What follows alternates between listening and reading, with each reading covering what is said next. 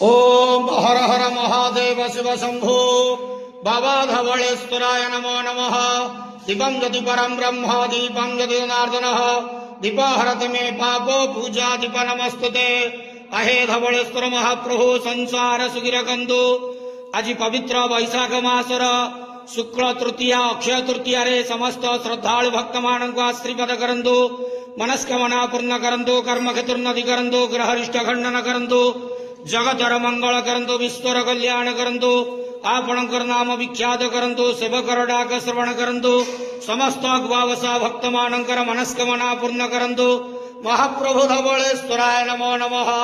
संसार सुखी रखंतु आनंद जवार हरि बोलो। आज पवित्र अक्षय तृतीया रे समस्त श्रद्धालु भक्त मानक आशीर्वाद करंतु आनंद जवार हरि बोलो। हर हर महादेव शिव शंभो।